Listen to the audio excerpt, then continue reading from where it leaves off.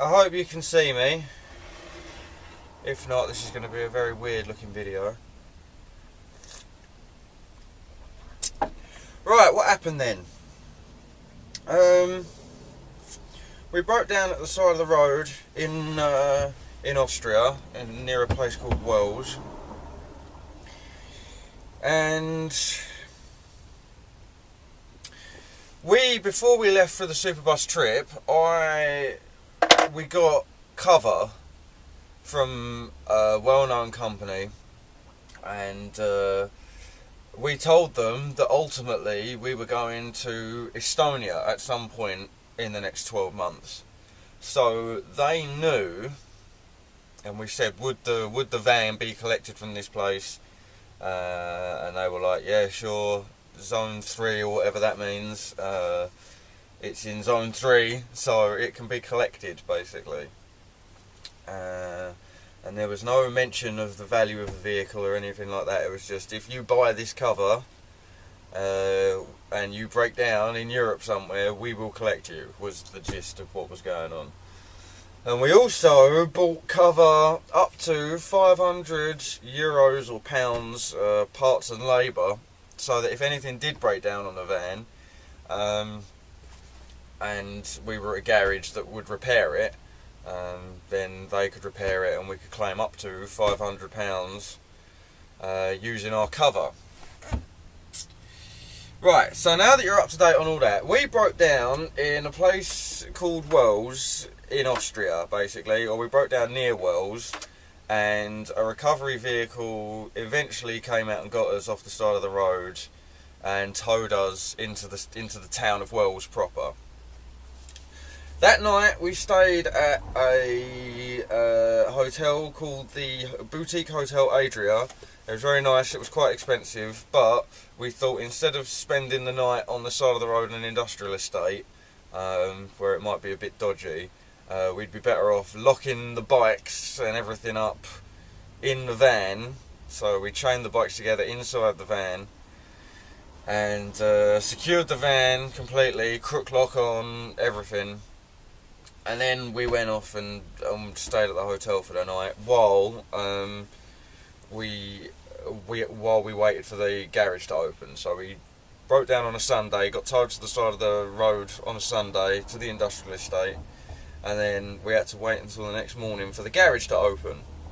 So next morning, garage opens. I go from the hotel at like 7 o'clock in the morning. I've woken up really early, go and pick the van up and take it into the garage, and I give them a bit of paper that the AA, well, it wasn't the AA, it was like a Euro Arc or someone recovery person who's working for AA or does their cover. He gave me a sheet of paper with the problem of the vehicle in German, because I speak German in Austria, and I showed that to the guy. And he was immediately like, no, we're not doing this here. Take it to another garage round the corner that sort of specialises in diesel fuel systems. So I was like, alright, okay, fine. So I started the van up again, drove it round the corner, basically. And I was there for a little while. Claire's still at the hotel at this point. We were there for a little while. I got speaking to the people in there. They came out and had a look at it. I explained that I had up to 500 euros cover, all this and that, and the guy who was looking at it took one to open the bonnet. I showed him the bit of paper and he sucked through his teeth like mechanics and engineers do, and it's like, oh, this job's worth more than I'm getting paid for, or this job's worth more hassle than I can be bothered with. So he was immediately like, oh no, it's gonna cost way more than 500 euros, way more. So sorry mate, there's nothing we can do, basically. And so the situation was, we were in Vienna, we were in Wels, we had all our bikes, we had all the stuff, basically my entire house is in here. Like, I've got all my clothes, all my books, all my notepads, all that shit, my laptop, camera, everything. I've got all that in the van, and I can't just abandon the van. I can't just leave the van. And so, what did we do?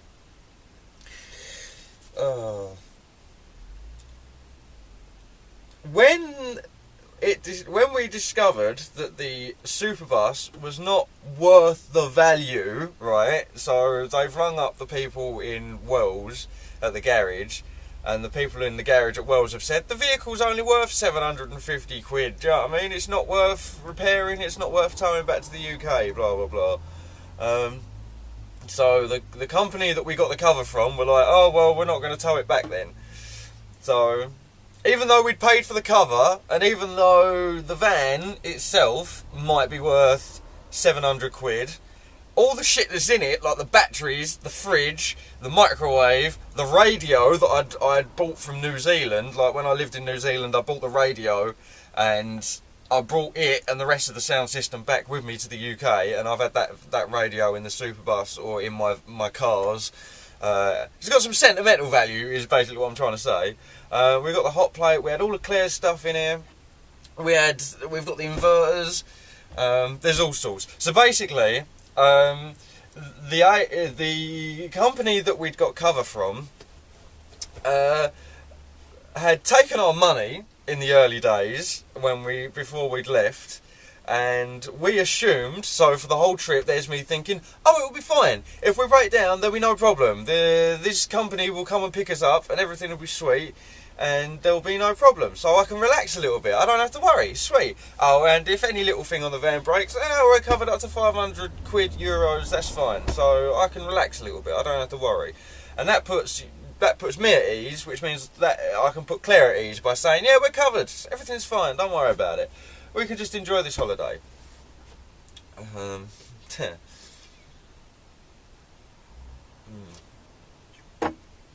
So, the superbus is now at this garage in Austria, and I'm debating with the guy, and I'm on the phone to the AA, and while all this is going on, the guy from the garage leaves for a few minutes, and this woman comes out of a hotel or whatever that I've parked the van up next to, and she starts shouting at me in German. I'm like, sorry, I only understand English, I only speak English. And she sort of rolled her eyes a little bit, and then continued to shout at me in German. So I was like, She was moaning, from what I understand, she was moaning that the superbus stunk because it was pissing diesel out everywhere. She was like, it stinks, and from what I understand, the building that I'd parked up next to was a hotel. So you've got the hotel like here, and the garage here, and the garage car park sort of extends all the way around the hotel. Not a great place for a hotel, but what do you do? So she was trying to get me to move the van. I couldn't move the van because the guy from the garage was still like in and out, and I was on the phone trying to give details to the cover company and all that sort of thing. And in the end she started walking off, and I was like, oh, thank fuck this is over, like, thank God that's done. And then she turned around again, came back and started yelling at me again in German. I'm not magically going to suddenly start understanding German. That's not how anything works, right? So, in the end she buggered off, thank fuck.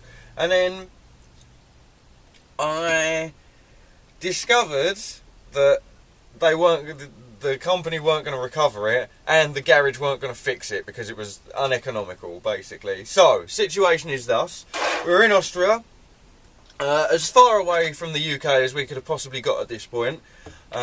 We had plans to come back through Switzerland, France, Belgium, the Netherlands, and then back over.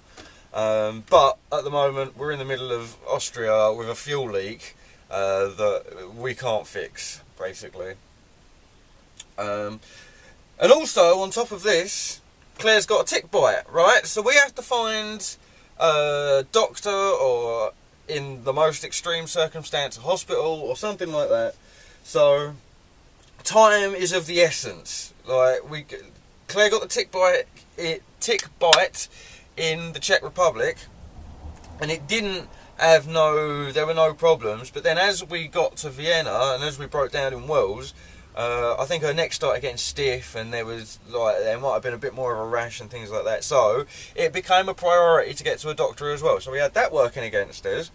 So the question was, how do we get out of Wels? Like, how do we get the superbus and ourselves safely out of Wels and to a place where we can get some medical aid and also an easy ride home?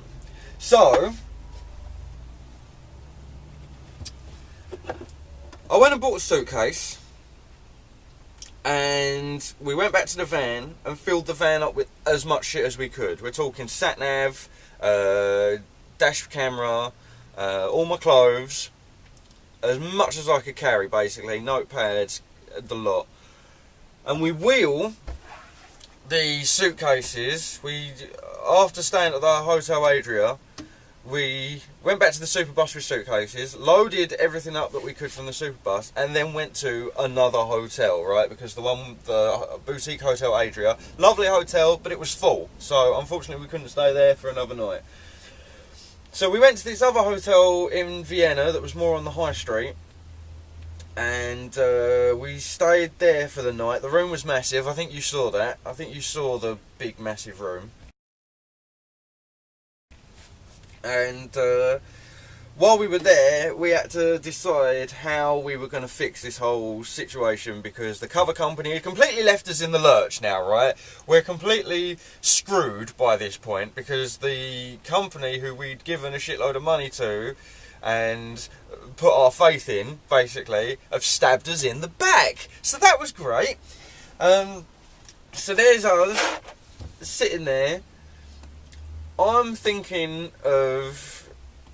So I've rung Fredders early in the day, and he was like, oh, you should get a van and like load everything from the superbus into the van, and then drive the van as far as that one will take you, and then just sort of relay out at every opportunity. I quite like that idea. I thought it was a good idea. I think there was probably some fear in the back of my mind about the logistics of selling the superbus in a foreign country and then buying a vehicle in a foreign country and registering it to myself. But the advantage of that would have been that the driving situation would have been, the wheel in that would have been on the left, which would have made things easier for me and Claire on the European roads. But no, enough of that. We're not selling the superbus. And so that idea sort of festered into a potential, hey, what if we buy a small car, like a Honda, right, and put all the stuff from the superbus into the Honda, and then we get and then we drive back all safe and sound, and then we deal with the superbus once we get back home. So that was another potential thing, and I like that idea because I can work my way around Hondas better than I can work my way around enclosed Ford engines. So that's one thing. And but it wasn't really practical in the end, I don't think. It wasn't practical, and the people back at home were getting worried and all this sort of thing. So, and we had to get to the doctors. So, between me, my mum, my dad, we formulated a plan. We're going to leave the superbus in Wels, take as much of the stuff out of it as we could, and we'll get the train, basically, back to Amsterdam. And then from Amsterdam we'll get the plane back to the UK. So, later that day, I went back to Sports Direct to get a thing for my bike that meant I could attach the suitcase on the back of the bike and ride the bike while the suitcase was pulled behind me. So we did that. We went and got all that sorted, took all that shit back to the hotel. Brilliant, fantastic. We're getting set up for the next day in the hotel room. We organise all our luggage. Next day we wake up and we get breakfast in the hotel, and then we run back to the superbus. At the superbus we organised all our stuff. I attached my new luggage carrier on the back of my bike.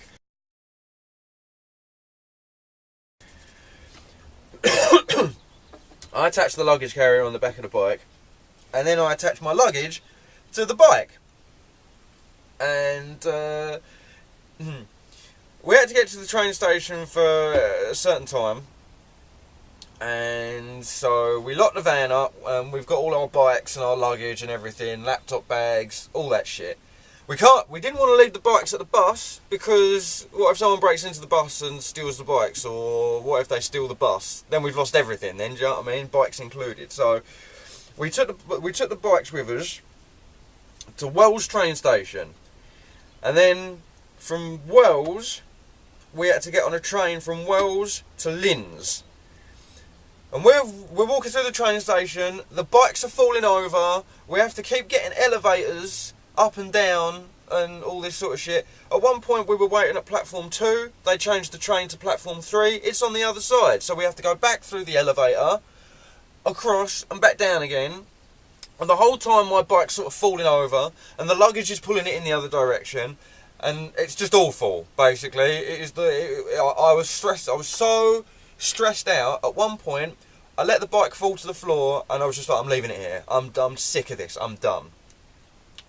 So we hadn't even left Wels yet and I'm already freaking out. I'm already dragging this bike around and I just want to kick it onto the tracks and be done with it at this point. So eventually we did get on a train, and we got on the train from Wels to Linz. We got to Linz and we were trying to figure out how to board the next train. Claire's looking through her phone and she's like, we needed to reserve tickets for the next train if we wanted to bring our bikes. So we're in Linz thinking, right, this is the journey back to like Amsterdam so we can go home. And we find out that the bikes that we've brought with us can't go on the train. So we couldn't reserve tickets, we couldn't upgrade the tickets that we had or any of that. So there we are in the train station in Linz, just going apoplectic, basically. I was losing my mind a bit. It was very stressful. And then after a while we had to figure out some more ideas. So at one point we went downstairs to the tourist information and they were like, well, we said to them, can we rent a car? And they pointed us in the direction of the car rental. So, new plan, Claire was going to stay at Linz station with the bikes and the luggage and all that crap, and I was going to go solo dolo mission to find a car we could rent. We were going to put the car, we were going to put the suitcases, the bikes, and everything else we were carrying, like laptop bags and whatever, backpacks, in the car, and then we were just going to drive the car to Amsterdam or Calais, whatever was closest. But that plan was going to cost like millions of pounds before we'd even started, and I don't think the cover company would reimburse us for such payments when trains and buses and ferries and all that shit are available. So we ultimately decided in the end not to rent a car, and at the same time my parents had been ringing around trying to find a tow company to take the bus back to the UK. So ultimately they found one. It wasn't cheap, absolutely wasn't cheap. I'm probably going to be working the rest of my life to pay off the fucking debt that the cover company left us in the lurch with. So yeah, give me a minute here. So good news, the Superbus will be recovered, that is guaranteed. And so we knew 100% that the bus was coming back to the UK. It was just going to be a matter of time. We had carried the bikes to Linz, and then my dad was like, take the bikes back to Wels and leave them at the Superbus. So we did that. We left our luggage in Linz in a big locker that was for luggage and all that sort of thing, and we took the bikes back to Wels. as we're cycling back to the super bus, completely free, we've only got the bikes on us, it's lovely, like cycling around, everything's great. The new thing that I've put on the back of the bike, right, I'm not used to it at the moment. So I've gone to throw myself over the back of the bike.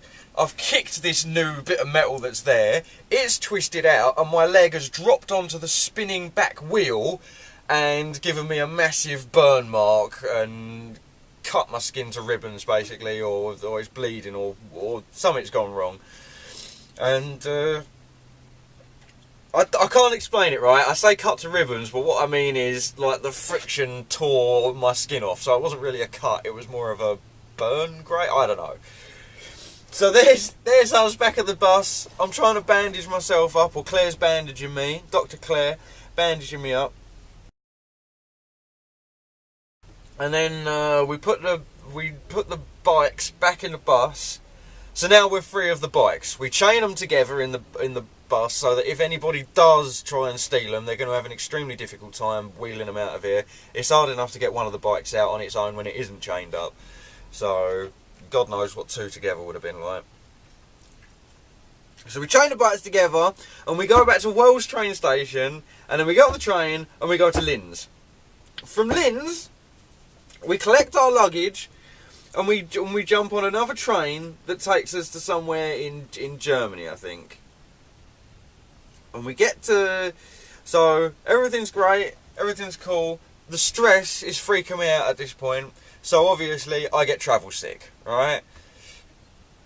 I start feeling really like lethargic and nasty, and it doesn't help that I'm texting people, and if I focus on something while I'm moving, my brain doesn't like it, so I can't read on the train, I can't check text messages on the bus and all things like that. Anyway, we got on this, I think it was our third train of the day, to or our third train or fourth train in total of the day, and we went to this place in Germany. It took ages, took forever to get there, and let me just check to see if this is still recording. Oh yeah, it is. Cool.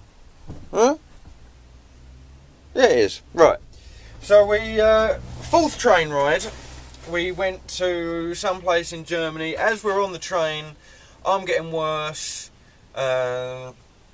My luggage is like cramped up between the two of us. It's a massive suitcase because I've got everything in the bus to take with me. Laptop bag on top of that, slid through the handle. And then next to me you've got Claire, and she's got her backpack and a wheelie suitcase and all that sort of thing. So we're on the train.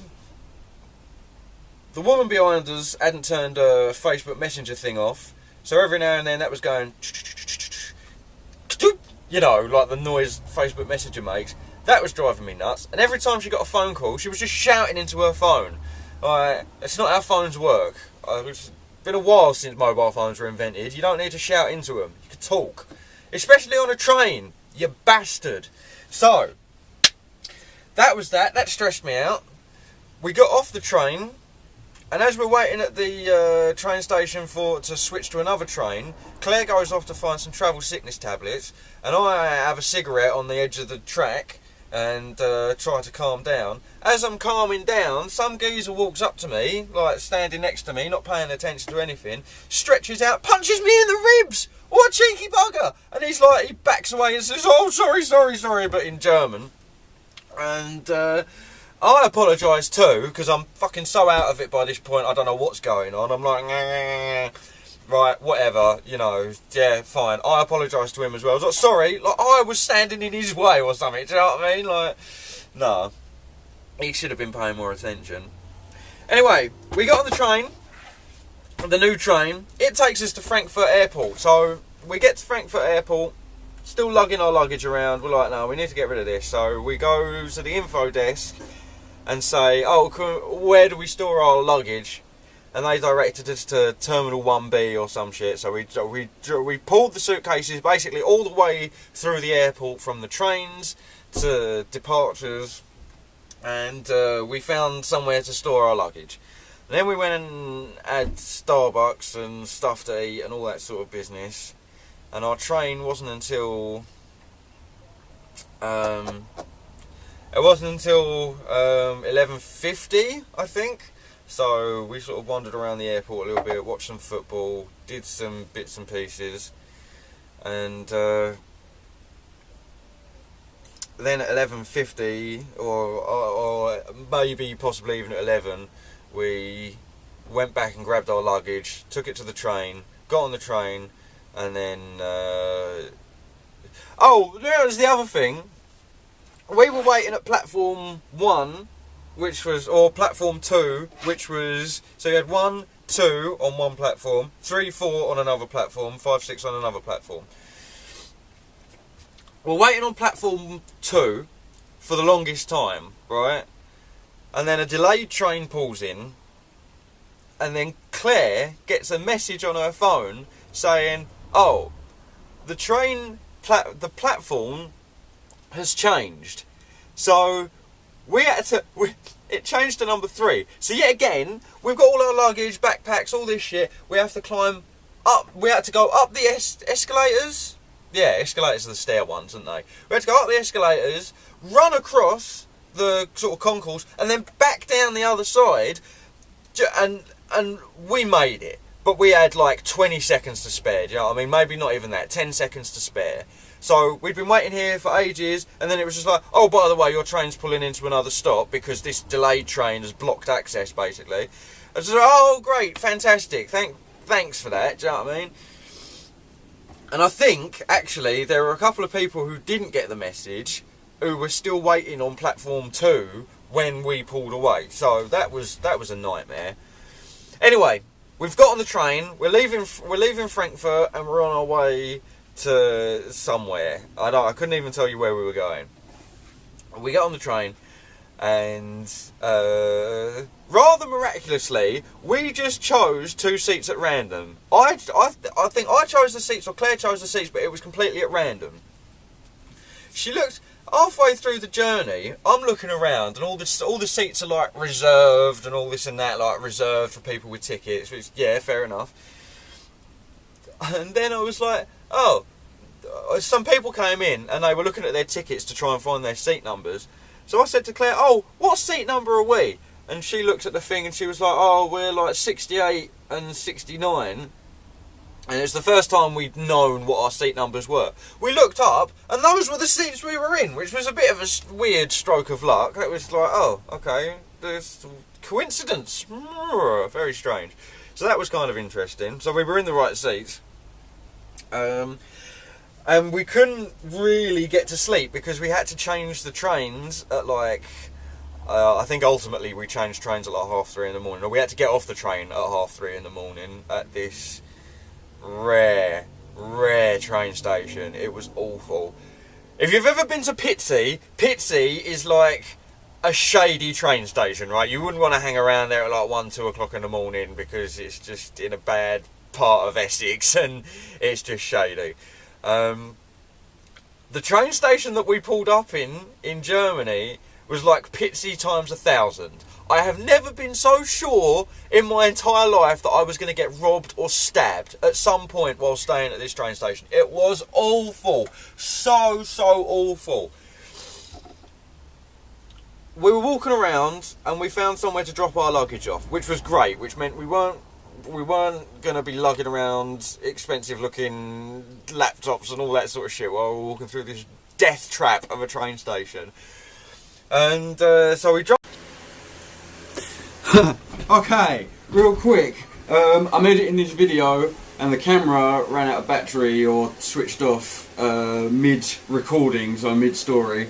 I caught it eventually, but apparently it took ages and I missed a huge chunk of the story out. So just quickly, we arrived at this train station that was really awful, and we hung around in there for a bit, dropped our luggage off, and there was this casino that was open until 5 o'clock in the morning. It closed at 5, opened at 6 in the morning. It was proper for gambling and that sort of thing. God, what an awful sentence. So we ended up staying in this little casino cafe sort of thing. It was really weird. We both ordered a cup of tea each, made that last literally as long as possible, And then when closing time came around, lots of people walking around, and all the commuters and everything was going, and yeah, so all the commuters walking around, there were police walking around. I felt safe, so we went and picked up our luggage and got on the train successfully without being stabbed at whatever this train station was in Germany. I can't even remember it. I haven't spoken to Claire about it, so I can't remember it. It was just awful, and if I do find out the name, I'll let you know. But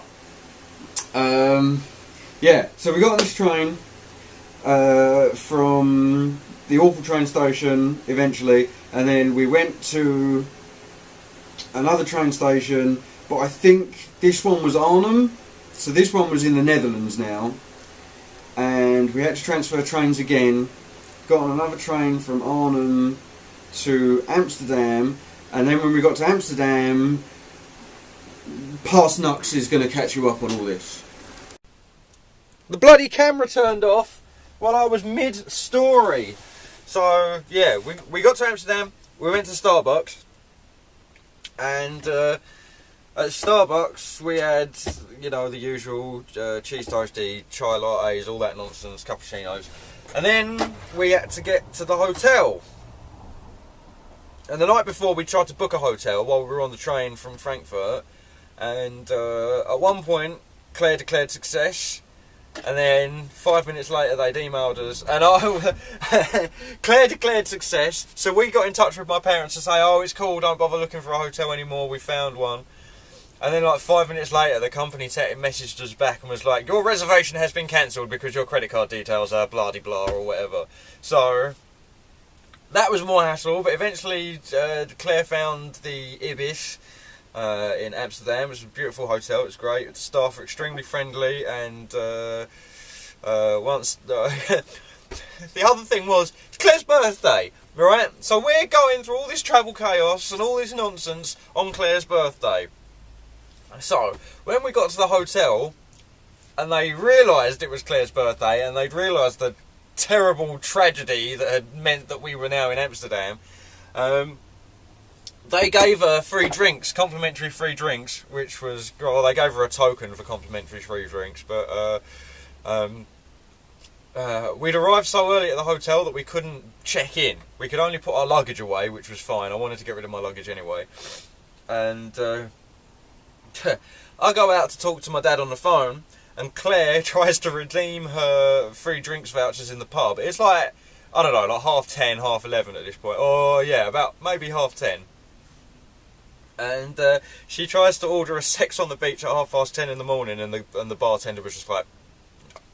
So that was one thing. But to be fair, after the night we'd had, man, even I'd have drunk a sex on the beach in the mood I was in, and I don't drink alcohol. I staunchly avoid alcohol, but yeah, I would have probably had a sex on the beach at 10:30 in the morning in Amsterdam after the night that we'd had. So that was that. So Claire's birthday, right? After all the shit that's happened, we've got to try and make the best of it, right? So she books tickets to go on the swing. So in Amsterdam there's this tall building over the other side of the river, and on top of it there's a swing set, right, that you book to go on, and you jump on the swing and it swings you out. So here's the edge of the building, here's the swing, and you swing out over the edge basically. And so she booked tickets for that. We went and checked that out. I climbed up to the top of the tower with her, but I did not get on the swing. Absolutely not. I'm terrified of heights. In fact, as she's on the swing, I'm backed up against the booth that that we've had to come out of to get up on the roof. I'm backed up against the wall like this, trying to get photos on the camera without going anywhere near the edge. I'm terrified of heights. I hate that shit. So yeah, Claire did that. I think she had an amazing time. I think she was a bit scared, but she had a good time. Didn't want to lose her hat, so she couldn't really look out to all the views. So she wants to go on it again. That's awesome. So next time we're in the Netherlands, we'll do that. Right, it's Claire's birthday, and we've come up here to the over the edge swing. It's Europe's highest swing. It looks fucking terrifying. I hate heights, but she is much braver than I am. In fact, all the women in my life are much braver than I am.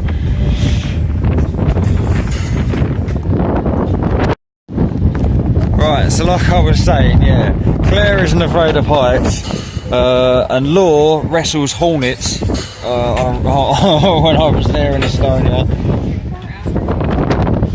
So, oh jeez, let's get around here and have a cheeky peeky. Oh god, are you fucking kidding me? Wouldn't do it if you paid me. You honestly couldn't pay me to do this.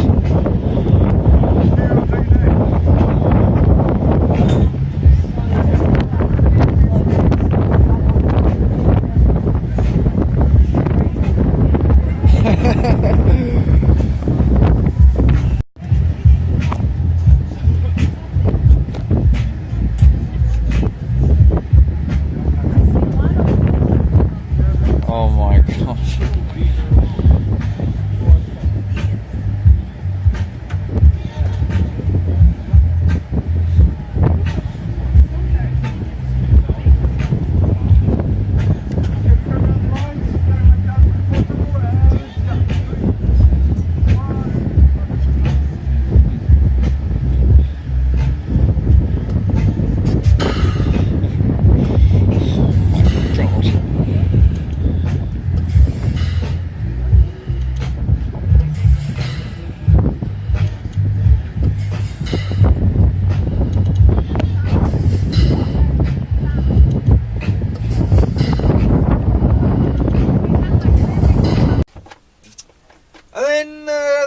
Sort of just a blur. We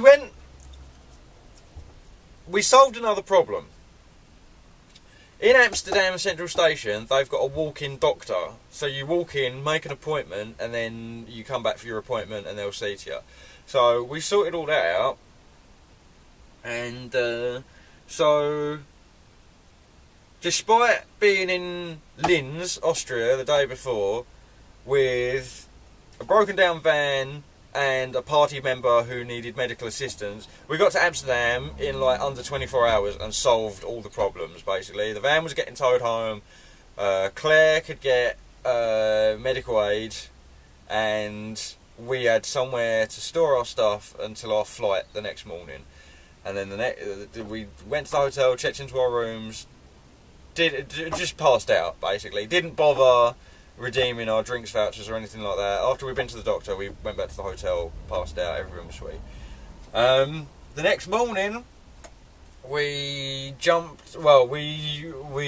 got up super early, dragged our luggage the 10-15 minutes it is to the train station by walking, hopped on the train, got to Schiphol Airport, and then from Schiphol Airport it was a short, like half an hour, 3/4 of an hour flight from Amsterdam Schiphol to Southend, Essex, you know. So, and then my dad came and picked us up, and yeah, it was, I can't even, do you know what I mean? I can't even.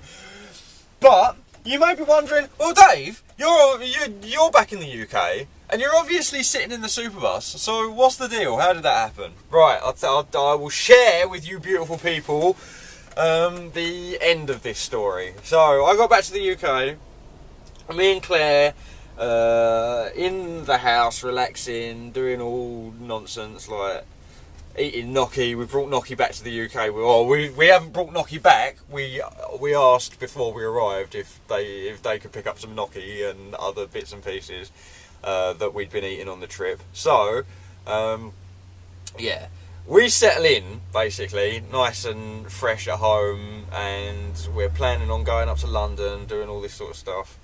And then Claire booked tickets to go back to Italy because she's got some bits, or to Sardinia because she's got some bits and pieces to sort out.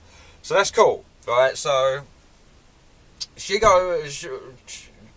While she's preparing to go back to Sardinia, we're hearing from On Time, the one company that didn't leave us in the lurch the whole trip. On Time, you're legends. You're a bit expensive, but your legends. The bloke from On Time went from the UK all the way to Austria, and then we had to take Claire to the airport. And while we were waiting for the van to come back, Claire was going to Sardinia, so that's cool.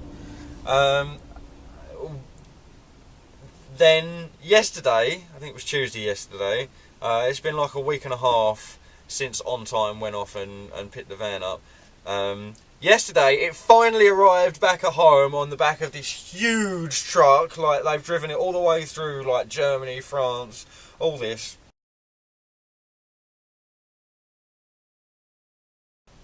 They've brought the Superbus back to the UK, they've unloaded it, and they left it on the road. And yesterday night, me and my old man were emptying it. We put all the bikes in the shed, we got all the valuable stuff out, like all the extra clothes, all the cooking utensils, all that stuff, all the soft furnishings. My radio is still here. My New Zealand radio is still in one piece. It's still in the front of the van. So yeah, Superbus made it back home. It was so expensive. It was ridiculously expensive to get the Superbus home. But we thought we were covered for that when we got the original cover out before we'd even left. By the way, it's an 18-year-old van, and we're going to Estonia at some point in the next 12 months. Do we have cover? Yes, sir! Fantastic. That takes a lot of weight off my mind. I can relax this entire trip. Very good. Get out there, break down. Fuck you! Basically, do you know what I mean? So, yeah. I'm not happy about that. It shouldn't have been anywhere near as expensive as it was to bring the Superbus home. But we had to do it. Because while they might be like, oh, the vehicle's only worth 700 quid. Yeah, the vehicle might only be worth 700 quid. But we've got brand new Bosch battery under the driver's seat. We've got a secondary battery, and they're worth like 70, 80 quid each alone. We've got the leisure battery, which is like 150, 200 quid. And a second vehicle battery, which is sort of increasing the amp hours of the leisure battery. So that's about 300 quid's worth of equipment just there. And then on top of all that, you've got the inverter. And that was about 160, 170 quid. So just in batteries alone, you're looking at like 600, 700, or in batteries, inverters, all that stuff. 750 quid easy alone, I reckon, when you bought it brand new. It's probably still got most of that value because the batteries are in great shape. The batteries work perfectly. That Bosch one's still got a 2-year guarantee or 3-year guarantee on it. Or 5-year guarantee. And another one, this leisure battery under here, has still got another 3 years on it. So all this equipment is great. We needed to keep it. I've got a fridge down here, microwave up there. Like I said, the radio came from New Zealand, so that's got sentimental value. I need to blow my nose real quick, hang on. Right. Hopefully I'll cut that in the video. Yeah, the radio from New Zealand, so that's got sentimental value. With all my hot plates, my gas box, gas canister. I've got the new toilet, and all my clothes, all this stuff adds, and I had my 2 toolboxes in here as well. 2 toolboxes, my drill, everything. And you combine all this stuff together, and it is totally worth, you know, the van's worth like 1,500 to 2 grand, easy, just based on all the shit that's in it. But they weren't interested. They didn't care about what the stuff was in it. They didn't want to know. They just couldn't be bothered. It's a scam. Basically, we paid for something and we didn't get it, and they are legally, like, there's going to be no comeback from this for them. So, as much as I'd love to sue the arse out of them, for misrepresentation and all this and that, I don't think I can. And surely hiring a lawyer will be more expensive than the cost us to get the van back to the UK anyway. So I don't know. I've never had to go to court before. I've never had to sue somebody. And what is it like when massive corporation versus tiny human? You know, it doesn't work. So yeah. End of story. the Superbus is back in the UK. I am back in the Superbus. Claire is still in Sardinia because some stuff happened, so she's had to stay there, so she didn't get her return flight. But she will be, and then once she's back, we will be going to London and exploring bits and pieces like that. There's a new escape room that's opened up in Basildon. We got a subway in Benfleet now, which is just great. And yeah. So what have I got to do? What have I got to do? Well, relying on my friends and my family, me, Fredders and Dad have got to find the exploded fuel line that's under the bonnet somewhere. We've got to take it out. We've then got to take that part to Euro Car Parts and be like, we need one of these, and hopefully they'll be like, here it is. So that'd be cool, and we'll replace the fuel pipe, and hopefully, despite the amount of money this has cost, I'm hoping we can recuperate some of that from the cover company, and you know, and also, if we repair the Superbus, we want to still go to Estonia. Do you know what I mean? Like the whole point of this early trip was to see how it handled, and if it was possible to, you know, what happens if we break down. Well, we know now we can't rely on anybody but ourselves. So the whole point of this trip was sort of like a warm-up, see how me and Claire reacted to one another, to see if there were any improvements that need to be made in the van. The answer is yes, but we couldn't have made those improvements before we went away because we were still running on gas. Now we've got a hot plate, we can tear the gas system out and rely on hot plate, and because we only ever cook at campsites, I noticed, and if we do ever break down at the side of the road and we want to cook something by the side of the road, we've got loads of little camping stoves with spin-on lids that you can they're not the most stable, but they'll work. So we can get rid of the gas box, replace it with a fridge. So move the fridge up to there, put the microwave on top of the fridge, and then still have the same sink arrangement, but we'll have a bit more area for kitchen, so there'll be a bit more surface at worktop, basically. So yeah, this video has gone on for ages. I don't really know what to tell you. I've got to get to work now, opening the bonnet and figuring out what the doobly-doo, boobly-doo. So yeah. Yeah. Not the best end to the Superbus trip, admittedly, but if you have been watching all of the videos and you've got this far and you've put up with my mad ramblings, I really appreciate it.